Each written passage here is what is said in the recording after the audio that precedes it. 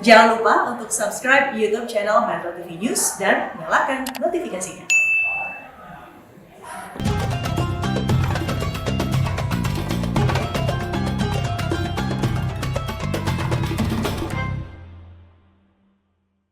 Dipersembahkan oleh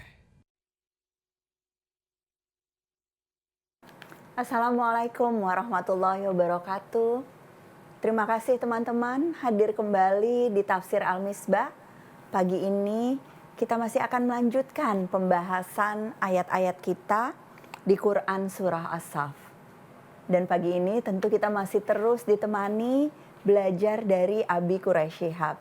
Assalamualaikum Abi. Waalaikumsalam warahmatullahi wabarakatuh. Banyak kisah-kisah menarik yang insya Allah akan kita bahas hari ini Abi. Dan tentu salam sejahtera juga untuk semua teman-teman yang sudah ikut hadir melalui aplikasi video conference pagi ini. Assalamualaikum teman-teman.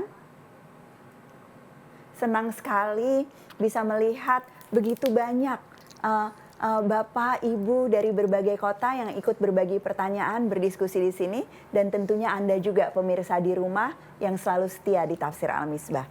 Quran Surah As-Saff ayat 5 dan seterusnya akan kita bahas hari ini. Banyak kisahnya Abi. Ada tentang Nabi Musa, ada kisah tentang apa yang terjadi di masa Nabi Isa. Yang tentunya jadi pesan-pesan untuk Nabi Muhammad SAW dan kaumnya di masa itu, dan juga tentu relevan untuk kehidupan kita sekarang. Mohon uraiannya Abi mengenai ayat-ayat ini. Baik, auzubillahi minasyaitonirrajim. Bismillahirrahmanirrahim. Ayat kita adalah firman Allah, wa idz qala Musa liqaumihi ya qaumi lima tu'dunani wa qad ta'lamuna anni rasulullah. Sementara ulama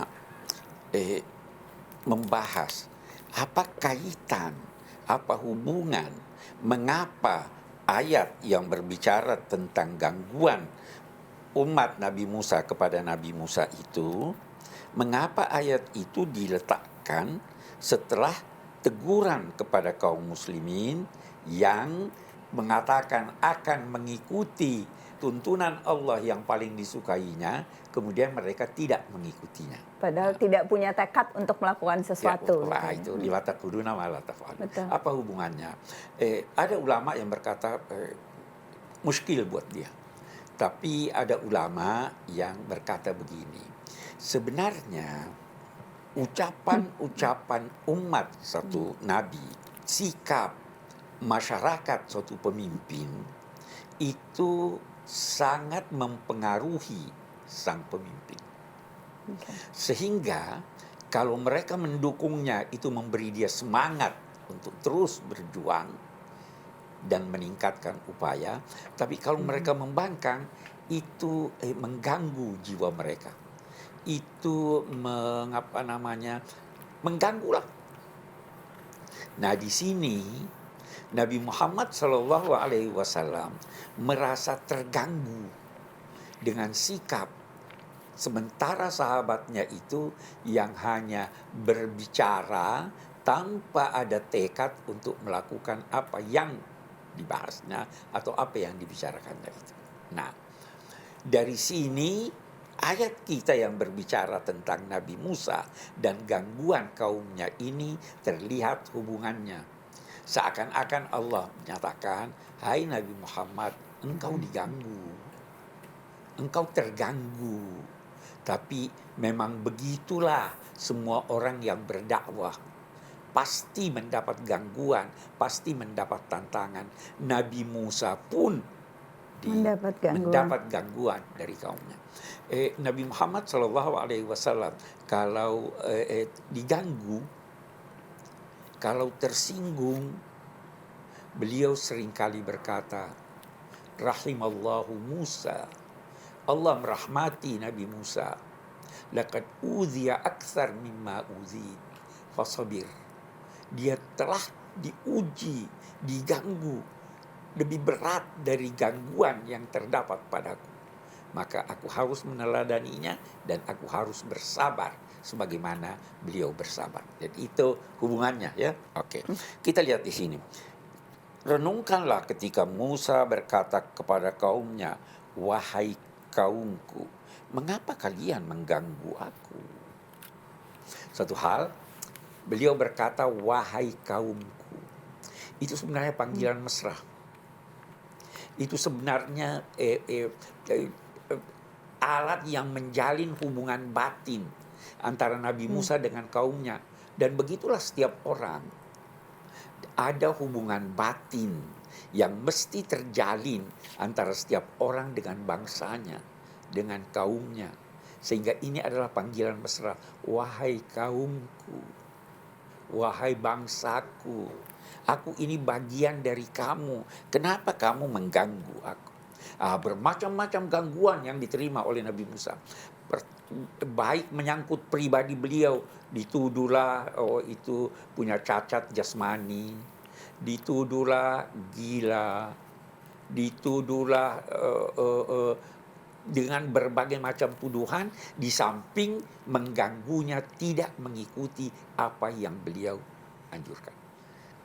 Kenapa kalian? Tidak wajar kalian begitu. Padahal aku adalah Rasul Allah yang diturunkan, yang diutus kepada kamu.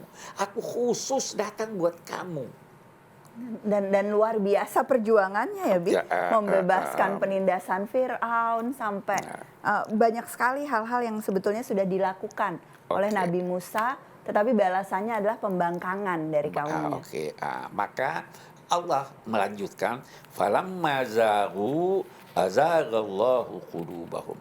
Ketika mereka berpaling dari kebenaran, menolak ajakan Nabi Musa, kita garis bawahi, ketika mereka berpaling, Allah azaghallahu qulubahum. Ada yang menerjemahkannya, Allah memalingkan hati mereka. Tapi ulama-ulama yang lebih teliti dalam memahami atau menerjemahkan Al-Quran, dia katakan Allah membiarkan hati mereka menyimpang dari kebenaran. Membiarkan. Kalau Allah menjadikan mereka, seakan-akan Allah aktif untuk itu. Betul. Padahal ini ketika mereka menyimpang, memang tidak mau beriman, Allah biarkan mereka tidak beriman. Jadi sebetulnya bukan Allah enggan memberi petunjuk, bukan Allah tidak ingin mereka untuk beriman, tetapi mereka yang memilih, mereka yang berpaling, dan mereka yang menetap dalam kondisi seperti itu. Kira-kira begitu ya? Karena itu Allah biarkan. Karena itu Allah berfirman, "Man syaa'a falyu'min wa man syaa'a falyakfur." Siapa yang mau beriman, silahkan beriman. Siapa yang tidak mau, silahkan. Ya, nanti masing-masing menanggung konsekuensi dari sikapnya pilihannya. itu. Insya Allah kita termasuk yang memilih untuk beriman. Dan saya yakin banyak sekali pertanyaan dari teman-teman, dari semua pemirsa yang ada di rumah. Karenanya jangan kemana-mana, kita akan lanjutkan pembahasannya setelah jeda sesaat lagi. Kenapa Musa berkata, wahai kaumku? Nabi Isa tidak berkata, wahai kaumku. Beliau berkata, wahai Bani Israel.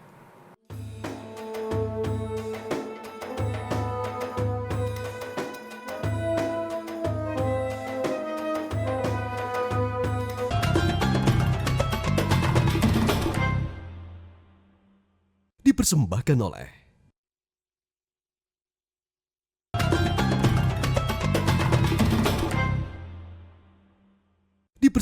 oleh Terima kasih masih di Tafsir Al-Misbah bersama saya Najla Shihab dan Abi Quraish Shihab.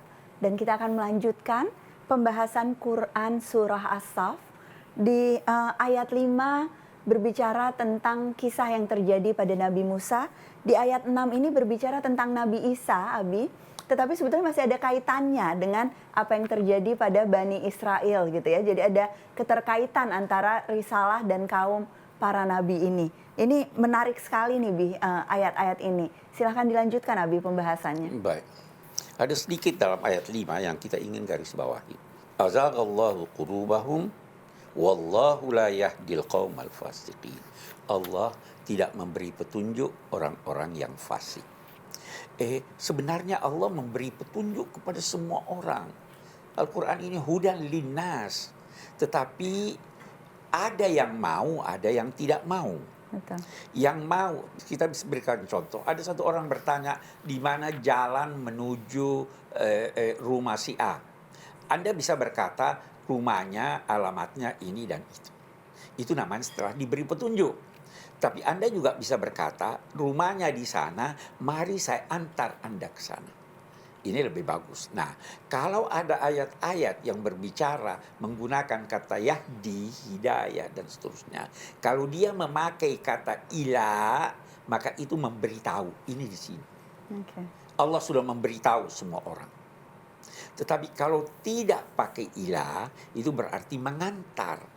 Karena itu ketika kita di dalam suratul Fatihah membaca ihdinas siratal mustaqim, tidak pakai ila, kita tidak berkata ihdina ila siratal mustaqim, karena yang kita mohonkan bukan sekedar diberitahu, tetapi diantar, diberi kekuatan untuk menuju ke tempat yang kita tuju. Jadi di sini Allah sudah memberi mereka petunjuk, tapi karena tidak mau diantar, udahlah Allah tidak mengantar mereka. Oke, kita lihat ayat berikutnya. Sekarang dia berbicara tentang Nabi Isa alaihissalam.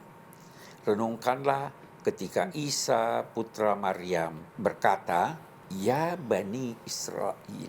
Menarik ini, Al-Quran ini sangat teliti. Kenapa Musa berkata, wahai kaumku? Nabi Isa tidak berkata, wahai kaumku.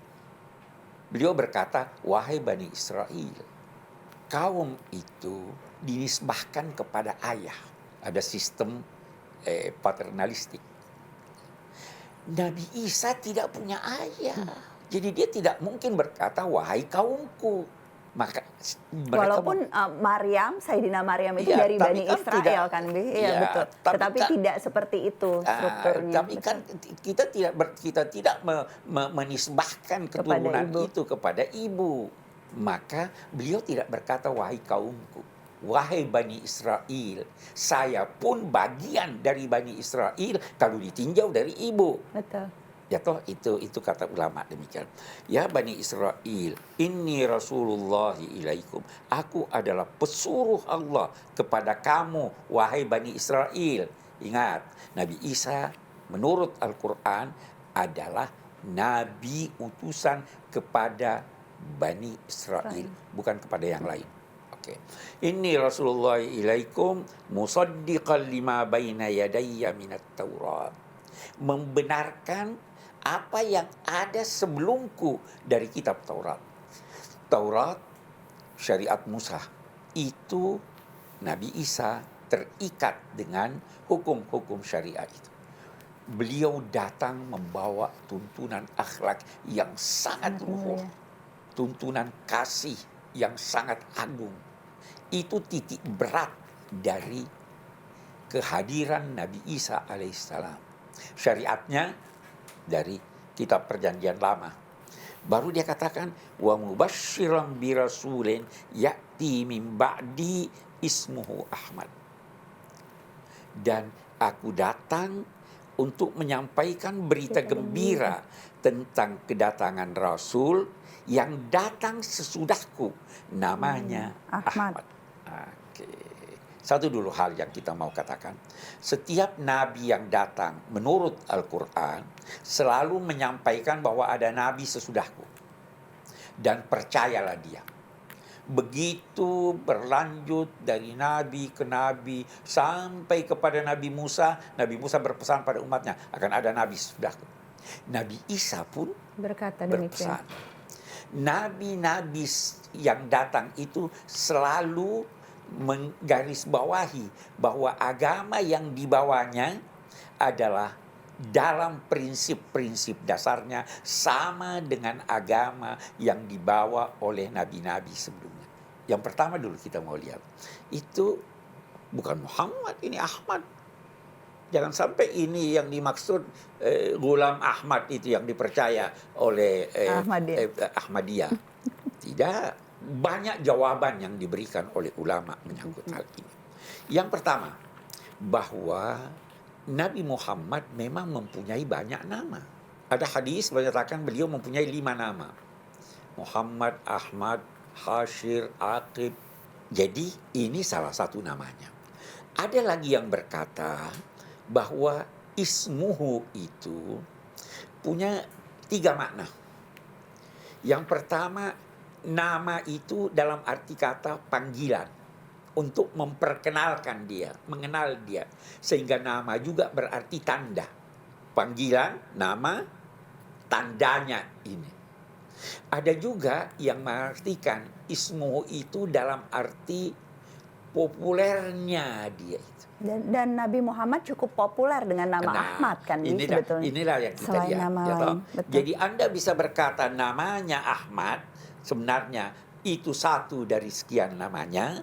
Anda bisa berkata bahwa sifat-sifatnya itu Ahmad. tanda kepribadiannya itu Ahmad.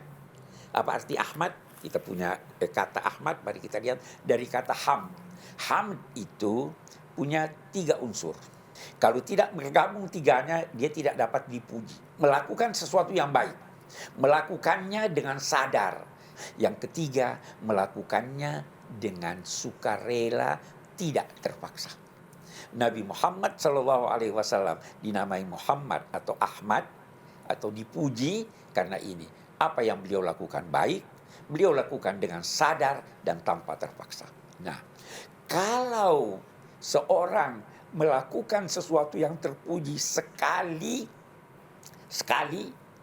dinamai Mahmud.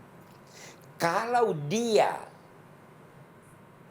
melakukan sesuatu yang baik, dia dinamai Hamid. Kalau melakukan sesuatu yang baik dan itu berulang-ulang, maka dinamai Muhammad.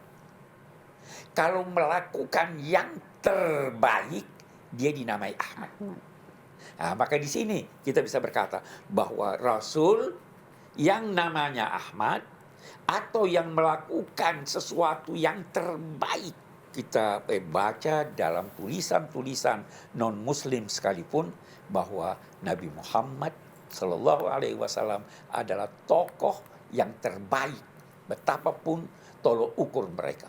Tokoh yang paling terpuji, yang Abi. paling terpuji. Ahmad. Dan sebelum jeda mau ini tadi Abi tanya namanya. Ada yang terlupa lagi baca catatannya di sini. Jadi saya adalah Muhammad, saya adalah Ahmad, saya adalah Al-Mahi, penghapus, saya ada Al-Hashir, pengumpul, dan saya adalah Al-Aqib. Itu sedikit rangkaian nama bagaimana Al-Quran sebetulnya juga menggambarkan Nabi Muhammad, dan masih ada kisah lanjutan, juga tuntunan-tuntunan yang sangat jelas dari kisah Nabi Isa ini yang digambarkan Al-Quran di Quran Surah As-Saff. Jangan kemana-mana, tetap di Tafsir Al-Misbah. Apakah ada yang membuktikan, yang menyatakan bahwa memang Nabi Isa menyampaikan bahwa akan ada seorang nabi?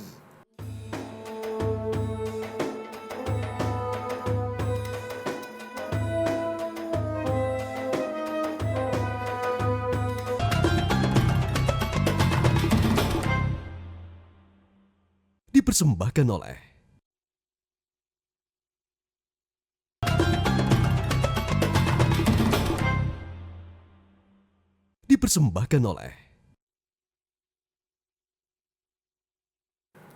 Masih di Tafsir Al-Misbah dan masih membahas Quran Surah As-Saff, menggambarkan keterkaitan risalah antara satu nabi dengan nabi berikutnya, dan menggambarkan tentang gambaran Nabi Muhammad SAW di Al-Quran maupun bukti-bukti lainnya. Silakan Abi, dilanjutkan pembahasan yang amat menarik ini.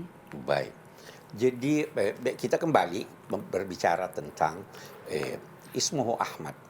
Nama Rasul yang akan datang itu Ahmad dengan pengertian-pengertian yang telah kita kemukakan tadi.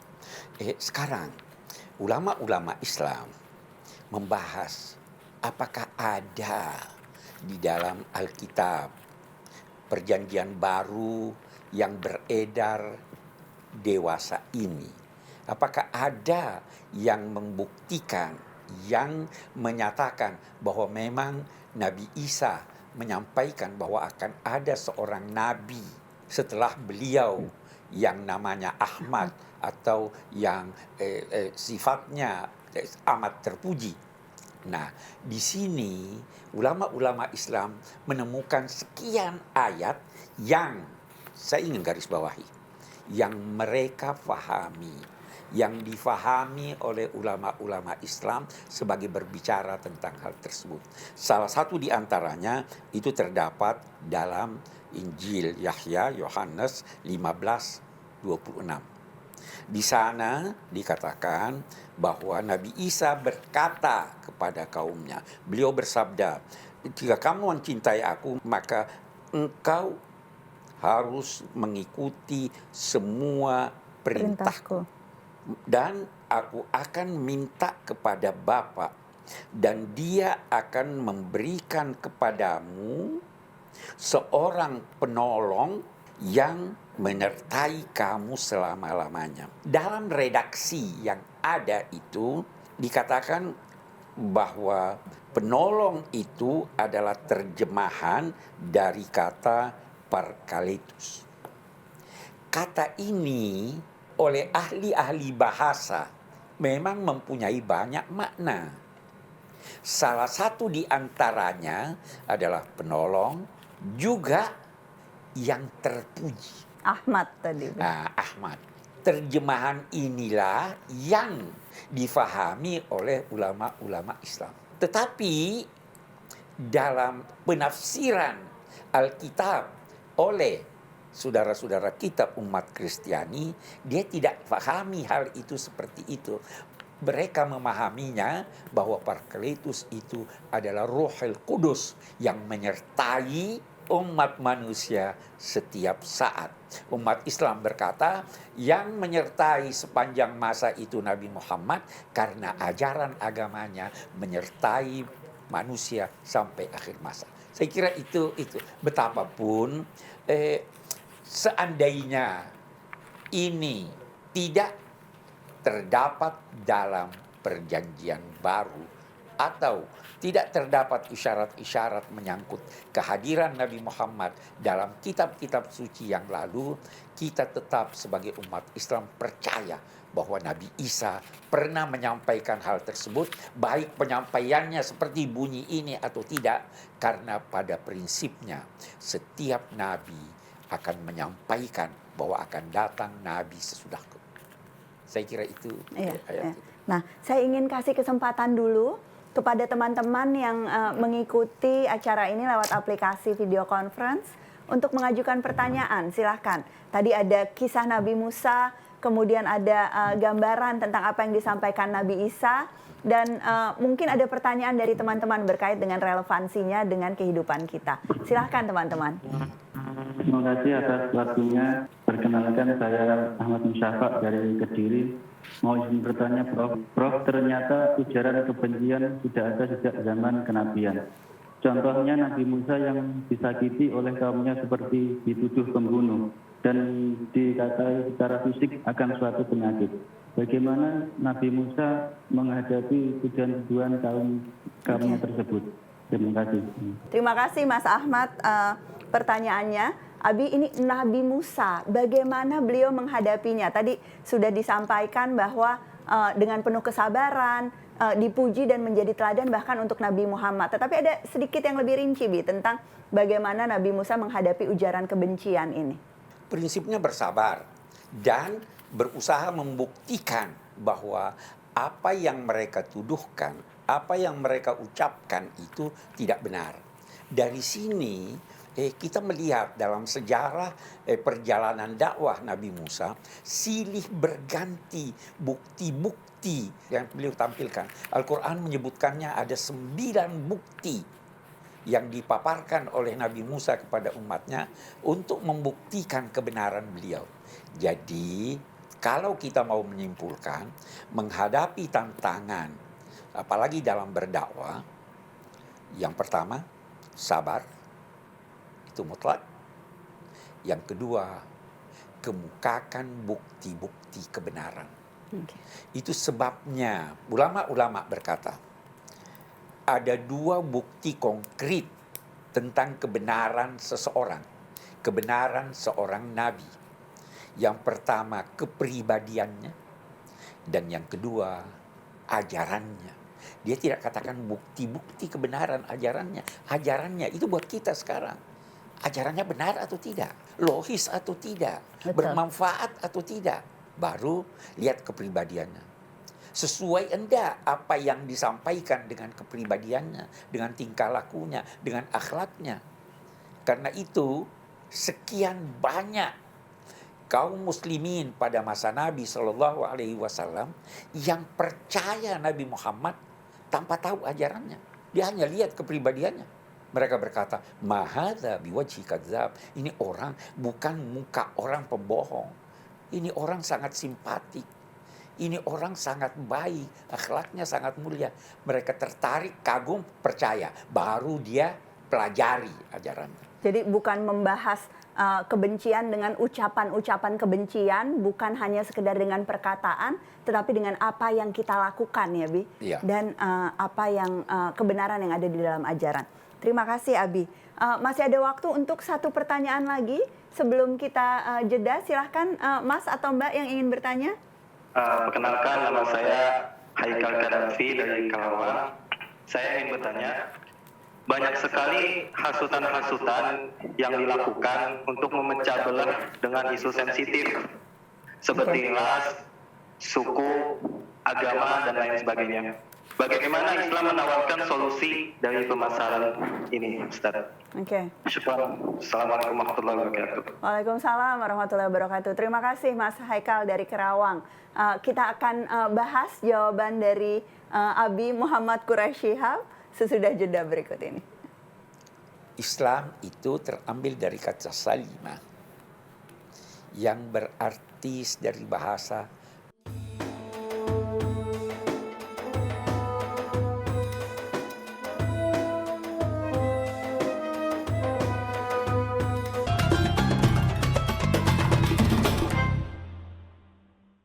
dipersembahkan oleh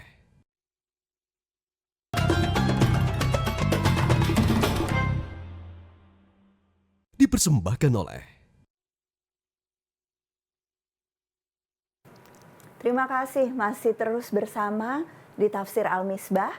Sebelum jeda tadi kita mendapat pertanyaan dari Mas Haikal dari Karawang, Abi, dan ini berkait dengan seringkali ada hasutan yang menyentuh isu-isu yang sensitif.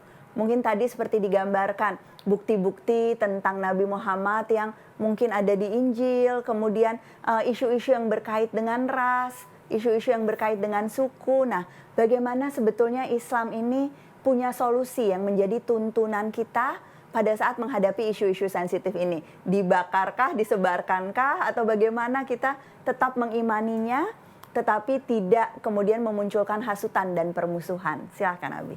intinya barangkali kita bisa tarik tuntunannya dari kata Islam itu sendiri. Kata Islam itu sendiri. Salah satu makna dari kata Islam itu adalah silm, damai. Carilah yang damai.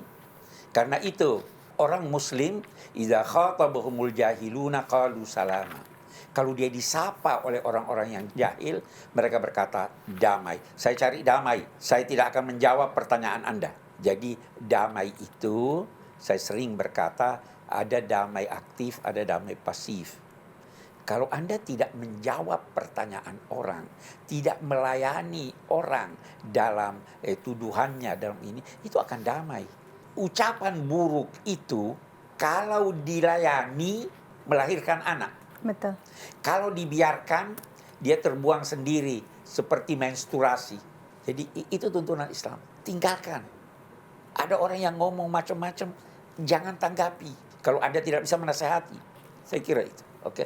Silakan Abi, kita lanjutkan pembahasan ayat-ayat berikutnya. Oke. Wa man azlamu mimman iftara 'ala Allahil kadhiba wa huwa yud'a ilal Islam. Siapa lagi yang lebih kejam? Siapa lagi yang lebih buruk dari orang-orang yang melampaui batas-batas kewajaran, zalim, menempatkan sesuatu bukan pada tempatnya?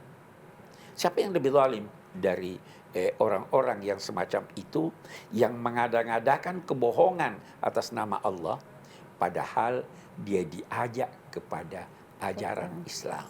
Nah, yang saya ingin kita kembali melihat ini, diajak ke ajaran Islam. Yang pertama dulu, Islam itu terambil dari kata salima yang berarti dari bahasa menerima atau menyerahkan diri. Muslim itu seorang yang menyerahkan dirinya kepada Allah. Penyerahan diri kepada Allah ini, penyerahan jasmani sehingga mengikuti apa yang dituntutnya, penyerahan akal sehingga membenarkan dengan akal apa yang diajarkannya, tidak menolaknya, dan membenarkan dengan hati, dengan menerima secara tulus apa yang disampaikannya. 3. Iblis itu tidak muslim akalnya. Jadi dia tidak mau sujud karena akalnya tidak ini. Seorang muslim tiga-tiganya harus tunduk.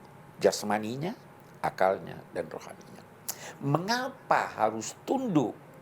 Nah, itu ada kaitannya lagi oleh sementara ulama, dikaitkan dengan kata din. Din itu agama seakar dengan kata dain, hutang. Kita ini berhutang kepada Allah. Sekian banyak anugerahnya. Tetapi kita tidak bisa membayar. Maka apa yang kita lakukan? Kita datang menghadapnya, menyerahkan diri kepadanya dengan berkata, "Ya Allah, saya tidak mampu untuk membayar.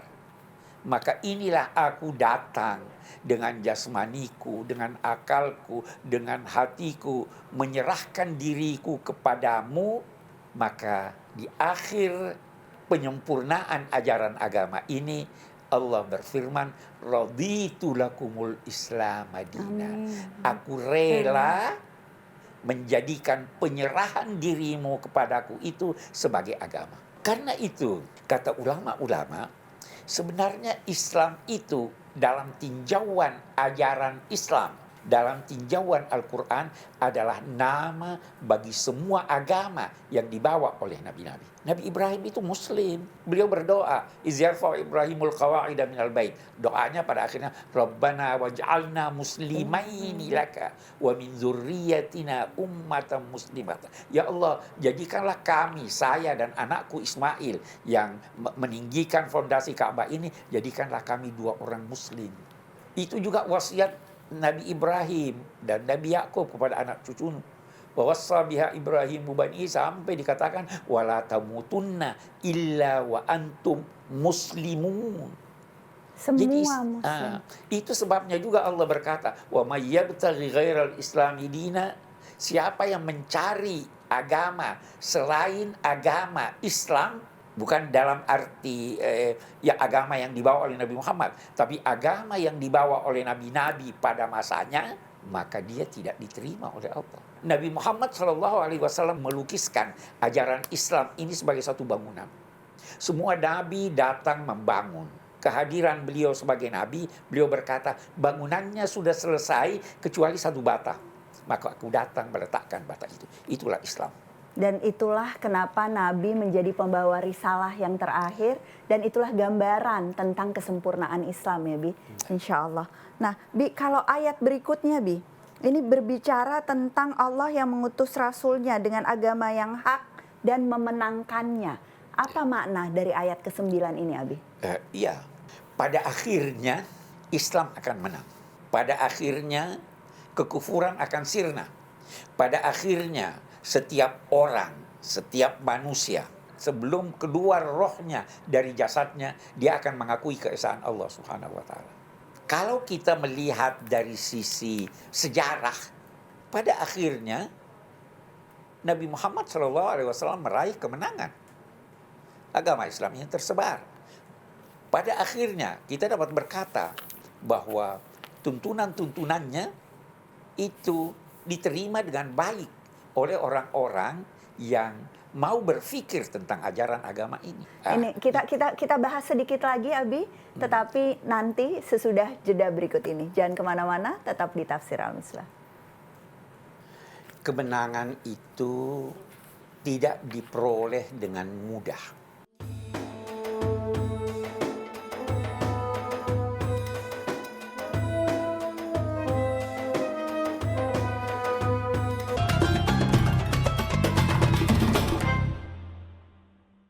Dipersembahkan oleh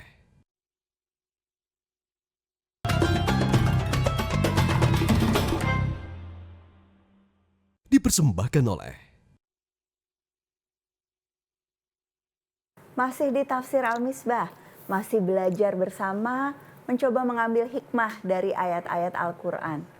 Dan di akhir tadi, Abi menyatakan bahwa kemenangan itu bukan saja dijanjikan, tapi sudah ada buktinya gitu ya, diterima oleh Nabi Muhammad SAW, dan pada akhirnya ajaran Islam ini akan mencapai kemenangannya. Saya ingin kasih kesempatan kepada teman-teman yang ingin mengelaborasi hal ini, punya pertanyaan berkait dengan ini. Silahkan, apakah ada ibu bapak atau mas atau mbak yang ingin bertanya soal ini? Teman-teman? Perkenalkan, saya Arif dari Kabupaten Kolaka Utara, Sulawesi Tenggara. Prof, izin bertanya, dalam Al-Quran selalu dikisahkan bahwa kebenaran itu akan menang dan kedurhakaan itu akan binasa. Akan tetapi, melihat kondisi saat ini, korupsi belum kunjung mereda, hukum dapat diperjualbelikan, orang-orang soleh malah belum memegang peran utama dalam pertahanan. Bagaimana Prof melihat fenomena seperti ini? Terima kasih. Wassalamualaikum warahmatullahi wabarakatuh. Terima kasih Bang Arif dari Sulawesi Tenggara. Silahkan Abi. Baik, bismillahirrahmanirrahim. Kita lihat sekarang. Kemenangan itu tidak diperoleh dengan mudah. Ketika kaum muslimin dalam 2 tanda petik kalah dalam perang Uhud, 70 sahabat Nabi gugur. Allah berfirman, "Wala tahinu, wala tahzanu, wa antumul a'launa in kuntum mu'minin." Jangan rendah hati, jangan sedih. Kalian akan berada di tempat yang tinggi selama kalian percaya, selama kalian mukmin. Padahal waktu itu kekalahan dengan 70 orang muslim meninggal itu banyak sekali dibandingkan dengan jumlah orang yang sudah memeluk agama Islam. Tapi kita dilarang rendah diri menghadapi itu. Betul. Kata Sayyidina Ali, kita lihat lagi kata Sayyidina Ali. Allah tidak menganugerahkan kepada kami kemenangan kecuali setelah kami membuktikan ketulusan kami berjuang sampai-sampai kami bersedia mengorbankan segala sesuatu walau diri kami dan keluarga kami demi menyukseskan perjuangan itu. Jadi kalau Anda lihat sekarang masih tidak menang, bahkan hina dan lain-lain sebagainya, persoalannya kita belum beriman sesuai dengan keimanan yang dituntut oleh agama ini. Kita belum melaksanakan apa yang dituntut oleh agama ini. Kita masih bodoh, kita masih akhlak buruk, kita masih berpecah belah dan sebagainya dan sebagainya. Tidak mungkin ada kemenangan diraih dalam keadaan ini. Tapi janji Allah pasti benar dan akhirnya pasti yang benar akan hadir. Nah, mari kita tutup dengan mengambil sedikit kesimpulan-kesimpulan utama dari ayat-ayat penting yang sudah kita bahas pagi ini. Setiap nabi, setiap da'i, mubalik harus sabar dan berusaha untuk menjelaskan ajaran agama ini sambil menampakkan dalam budi pekerti dan akhlaknya, akhlak yang menarik orang-orang yang diajak. Yang kedua, nabi-nabi silih berganti datang. Setiap nabi menghadapi tantangan dan setiap nabi menyampaikan kepada umatnya bahwa akan datang nabi sesudahku, ikuti dia. Dan akhirnya Nabi Muhammad datang sebagai nabi yang terakhir dan menyampaikan bahwa beliau nabi terakhir dan Al-Quran adalah tuntunan yang dengannya kita memperoleh petunjuk dari Allah Subhanahu wa taala.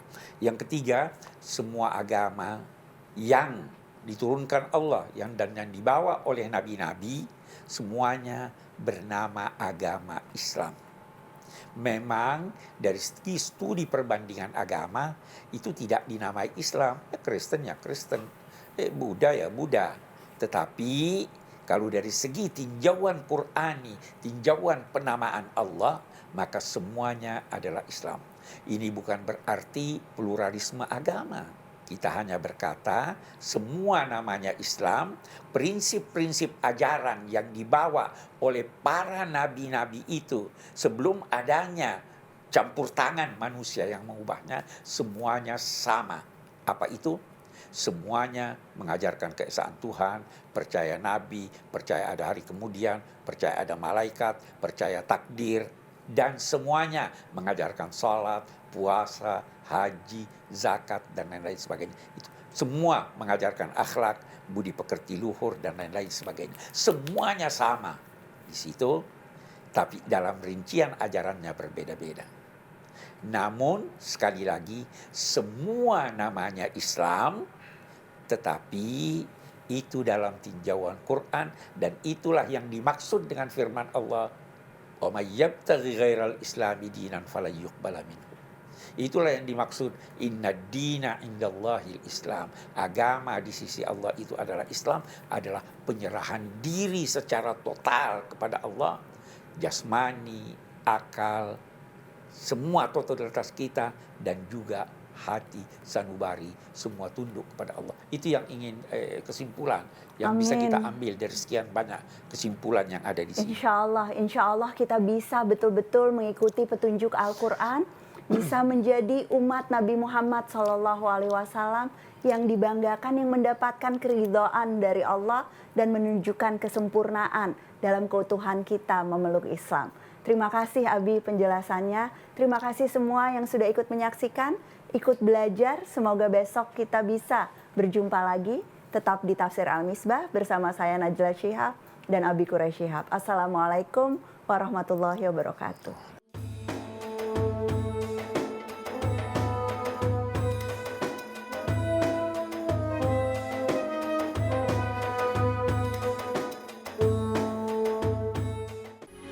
Metro TV.